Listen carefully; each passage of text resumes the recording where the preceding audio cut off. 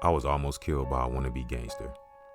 That's a nice story that always gets my family on edge when I tell them. Basically, I was walking home from my dead-end pizza job back to my house. I've talked about this a few times on Reddit, but basically, I live in one of the 2 housing authorities in my town, and each one has a rival gang in it. They're basically wannabe Bloods and Crips.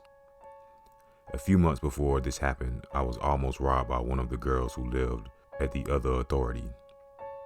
What I didn't know was that she was basically the main, and I'ma use quotations, hoe of the main gangbanger there. She tried to trick me into opening a bottle of wine for her. I grabbed the wine to take it into the kitchen to get the opener. She pulls a gun, and I stare her down for a second or two before knocking her on the head with the bottle. Police are called, and I had fun with the legal system, but a camera saved me from anything serious. Anyway, I was walking home, and I guess one of the guys decided I needed to be dealt with because I noticed someone following behind me. He had his hood drawn up, and he was walking a decent ways behind me, and he kept his hands in his pocket. I was keeping an eye on him, and I pulled out my phone and pretended to call my work to ask if anyone was still there because I had forgotten something. So I took a few side streets to see if he was following me or not. He was, and I made it back to the store and walked inside.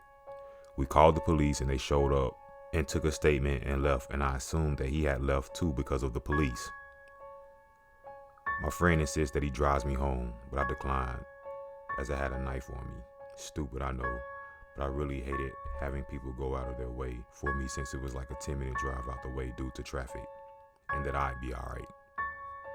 About 5 minutes later, I'm getting somewhat close to home, and I pulled out my phone and saw his reflection behind me. So being the idiot I am, I whip around and put on my best Kratos impression, very loudly but sternly yell, "What the hell do you want?" Mind you, because of my physique, I'm rather intimidating to most people.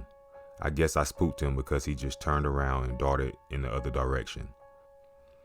Luckily, the police caught him a few days later for breaking into someone's house.